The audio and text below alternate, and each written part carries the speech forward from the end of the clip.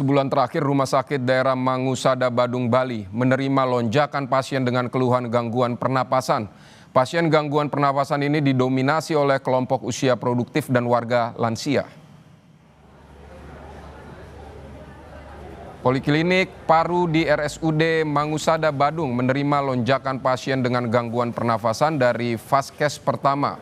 Meski sudah minum obat secara mandiri, banyak pasien masih mengalami batuk sesak. Hingga akhirnya dirujuk ke rumah sakit untuk menjalani rawat inap. Direktur RSD Mangusada bilang faktor cuaca menjadi penyebab utama masyarakat terkena ISPA. Sebelumnya, sepanjang Januari hingga September 2025, terdapat 160 kasus ISPA yang dirawat inap dan per hari ini jumlah itu meningkat menjadi 179 kasus. Penderita ISPA didominasi oleh usia produktif karena keseharian beraktivitas di luar rumah dan disusul warga lansia dan juga anak-anak. Pengaruh iklim ya yang begitu ekstrim ya, seperti kita lihat di media massa dan di kenyataannya ya, bahwa sekarang memang kasus infeksi saluran pernapasan atas dan bawah memang meningkat ya.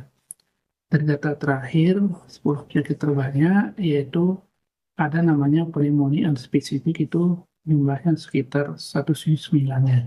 Kalau rawat inapnya kemarin 45 dari 160 kasus yang dirawat inap ya. Kemudian kalau rawat jalannya 179 total ya, dari penyakit yang terbanyak yang kita temukan kemarin ya.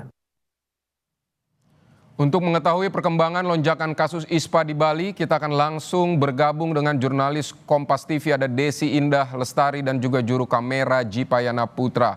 Selamat siang Desi. Desi, jadi seperti apa data terakhir lonjakan kasus ISPA di Bali? Ya, selamat siang Vidi dan juga saudara, dapat saya laporkan dari Bali. Saat ini cuaca di Bali berdasarkan data BMKG itu mencapai 32 hingga 35 derajat Celcius yang sudah mulai dari Oktober lalu, dari awal Oktober maksud kami.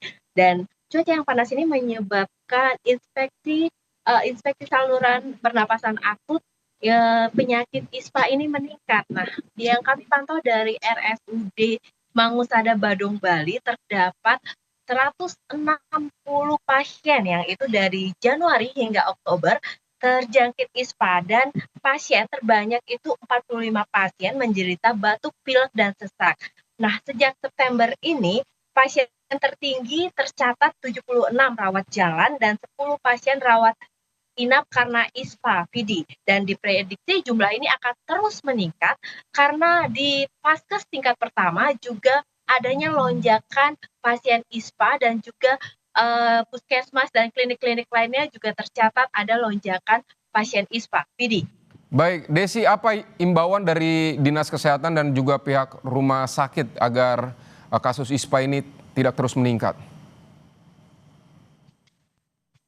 Baik, untuk himbauan, jadi ISPA ini ada gejalanya yakni batuk, pilek, demam, nyeri, sakit kepala, dan nyeri menelan. Dan rata-rata pasien mengalami gejala tersebut. Untuk pencegahannya dari gejala tersebut adalah pasien atau masyarakat dihimbau untuk pola hidup sehat dengan menjaga kebersihan, lingkungan diri sendiri, dan juga mengkonsumsi makanan yang tinggi vitamin dan juga perbanyak air putih.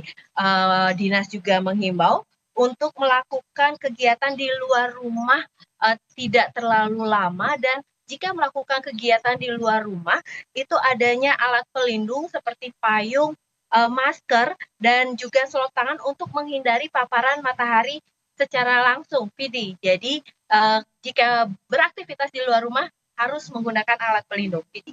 Baik, Desi Indah Lestari dan juga Jipayana Putra, terima kasih untuk laporannya dari Bali.